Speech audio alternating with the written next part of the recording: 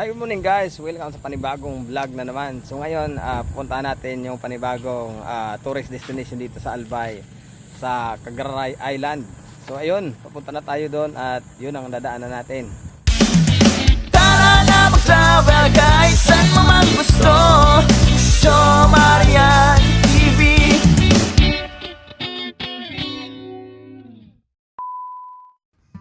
At tip lang sa mga kapwa ko biyahero, sa mga bibiyahe papunta rito, nakamotor man o four wheels yung dala yung sasakyan, doble ingat lang tayo kasi ayan, medyo may mga sigisag tayong dadaanan na kalsada, kaya mainam na mag-iingat tayo sa bawat biyahe natin.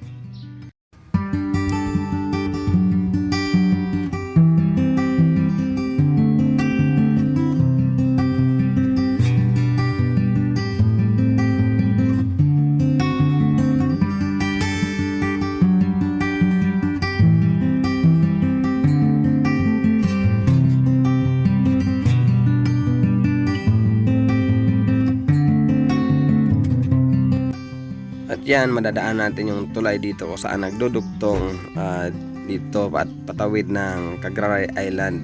Ayan, medyo mahaba-haba tong tulay na to. At dito rin yung mga dumadaan papuntang Misebis Bay, kasi dyan lang sa unahan, dyan yung maraming pupuntang turista yung Misebis Bay, kaya lang di natin kaya yon, kaya lang lalampasan lang natin siya ng kaunti. Doon lang tayo sa afford nating kayang puntahan, kasi doon mahal talaga ang entrance fee pa lang, mahal na. Yan, so bago tayo makarating doon sa stopover sa Cagaray Island, doon sa may Misebes, yan, pakita ko muna sa inyo yung ganda ng tanawin dito. Yan, ito muna yung dadaanan natin, kadugtong nung kanina. At dito, yan, napakaganda ng spot dito. O yan, no, kita-kita natin dito sa taas yung tanawin, napakaganda talaga. Ayan.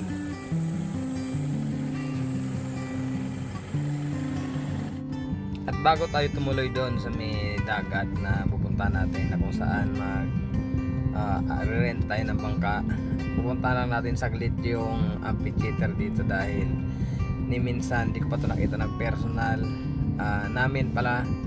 Bali nakikita lang namin ito sa social media, yung mga nakakarating dito, pinopost nila, kaya sa ngayon masasaksihan natin siya ng personal na makikita talaga natin kung gaano kaganda yung lugar at amphitheater dito, kasi ang ganda sobra nito sa picture pag nakikita ko.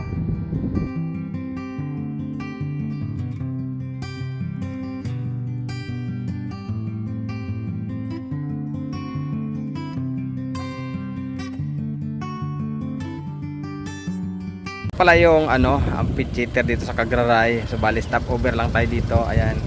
At lilipat tayo doon sa sa may yung sa may gilid ng dagat para makapunta tayo doon sa yung sasakay ng bangka. Ayan. Ito muna pansamantala abang di pa nakarating doon.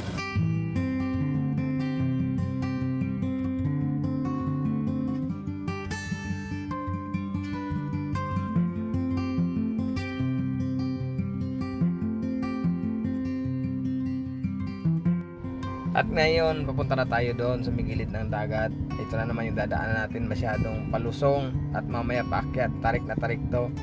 Kaya sa mga nakamotor lang dyan na single, kahit four wheels, doble ingat lang tayo, kasi tingnan nyo naman yung dadaanan. Alalay lang tayo sa pagbaba para safety tayo. Ayan, so dyan sa unahan kaunti, natanan natin yung dagat. At dito sa may kaliwa, ayan, dito tayo magpa-park, at dyan na rin tayo magre-rent ng bangka sa may tabi na yan, dahil dyan lang yung mga bangka na nagpaparent sa lugar na ito. Ayan, so nandito na tayo sa may beach. Ayun, bali mag-hire kami ng bangka para makapag-ikot-ikot tayo doon sa island hopping tayo, at doon kami magluluto ng pagkain. Okay, bali doon tayo pupunta sa may na yun. Inaantay lang natin yung nirentahan nating bangka, kasi wala pa siya, nire-ready lang nila yun, kaya may alam, punta tayo doon. Yan, ayun yung nirentahan nating bangka, bali pinipwesto na nila. Ayun, kaya lang hindi kami kasya lahat, kasi 8, bali 4-4 lang yung magiging sakay. Ayan, paunahin ko muna yung ibang kasama namin. So bali susunod na lang tayo pagkatapos nilang ihatid doon, babalikan na lang tayo dito. So bali ayun na yung mga kasama ko, mauna sila sa bangka, 4 sila ayun. Tapos babalikan kami dito ng bangkero kasi hindi kami kasya dahil maliit. Okay, so maya maya lang tayo naman ang sasakay. So, ayun na yung mga kasama ko, umandar na yung bangka. Ayan, mauuna na sila, kaya pagbalik doon kami naman. So ingat lang kayo, ayun sila. Ingat kayo lahat dyan.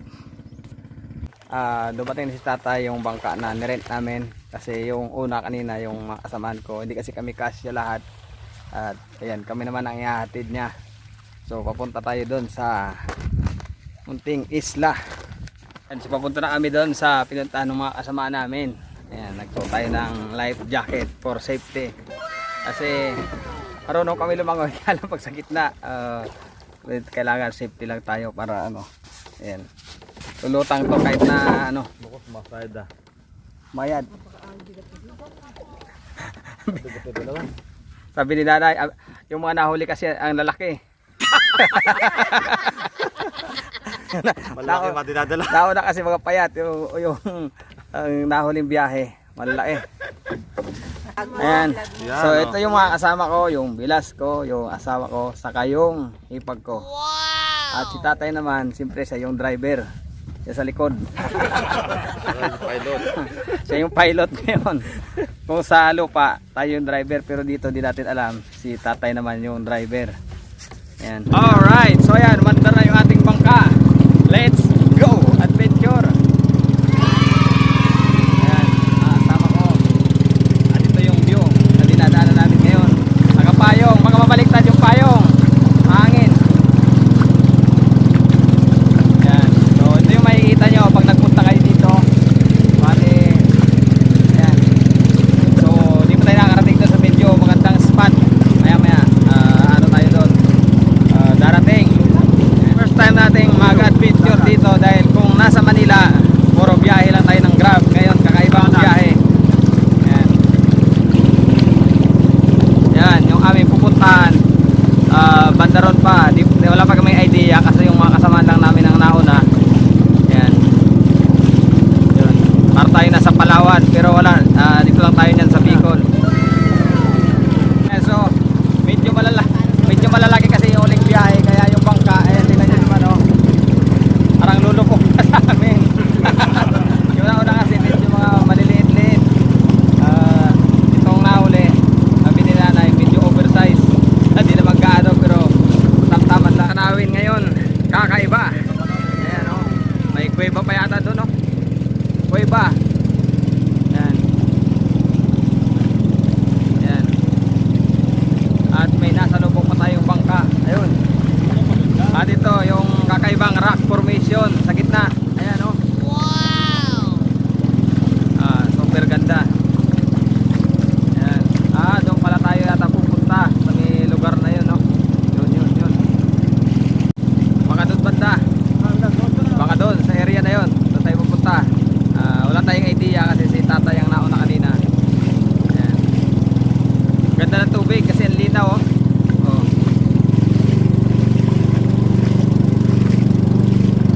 Medyo hirap yung motor, parang hirap sa amin pero kaya naman. Ganda doon sa may area na yun oh. Parang white sand pala yung pupunta namin doon sa gitna. At ayun yung dinaanan natin kanina oh. Sobrang ganda, kakaibang adventure. Bihira lang mangyari ito kasi lagi tayo nasa Maynila. Ngayon naman, dito tayo nag-island hopping. Ayan. Ganda ng lugar.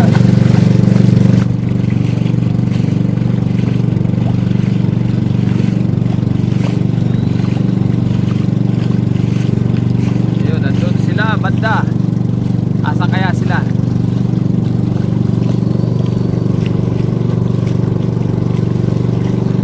Ang ganda ng panahon at mga bundok no, ang ganda ng panawin.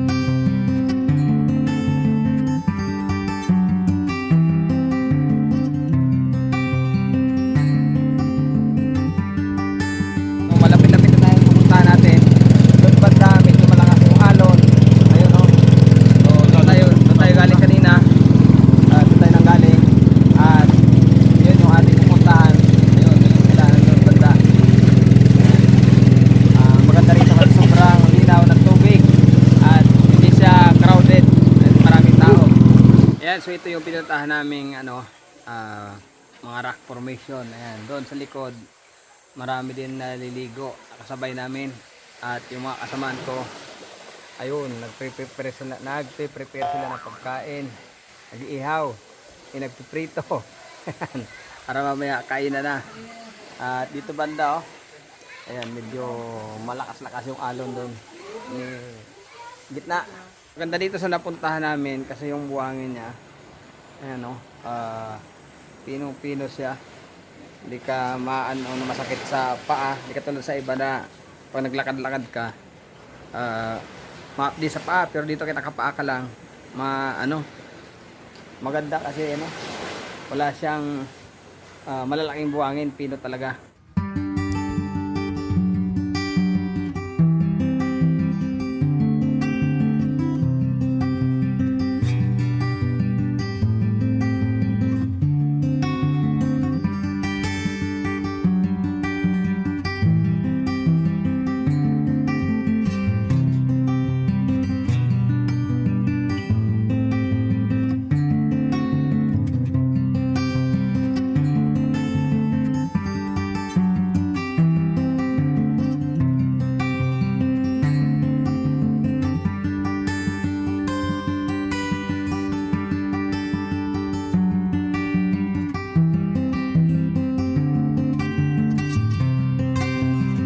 Mayroon ditong ano tawag ito, CB ba yun?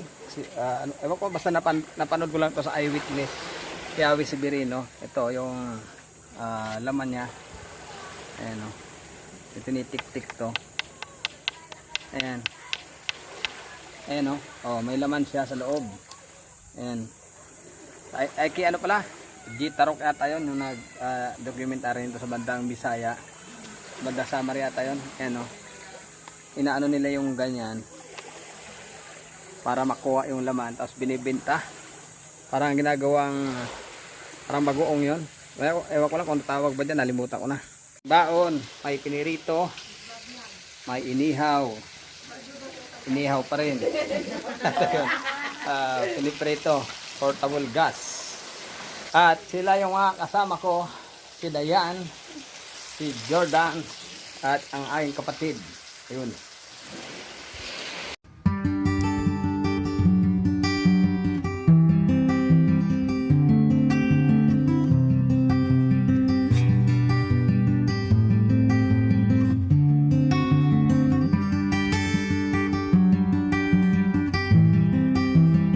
Subalik, katatapos lang namin kumain at nandito pa rin tayo sa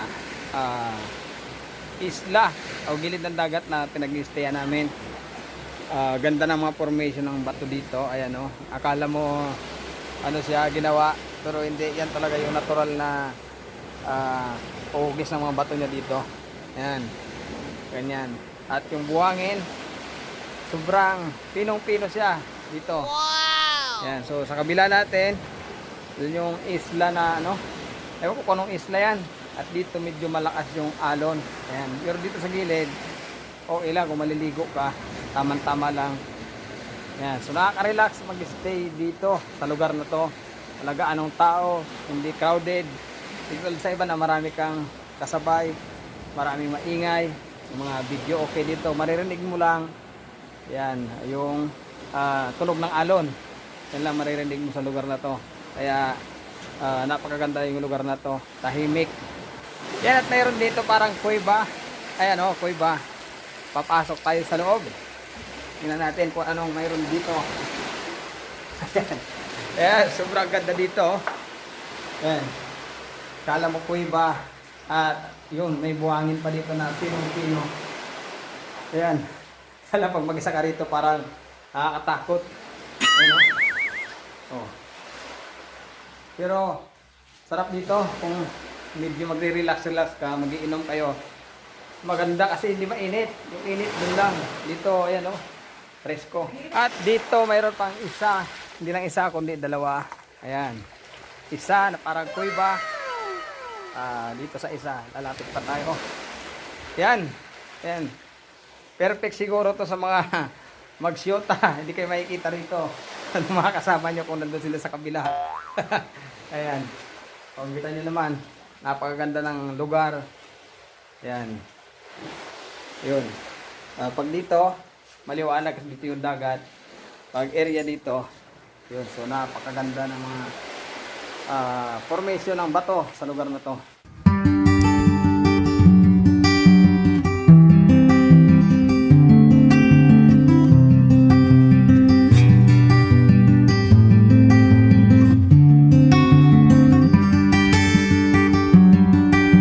So may naiwang aso dito, yung kasabay namin nag-swimming dito. Ayan. Chu. Aba. Aba ito. Mabait yung naiwang aso dito.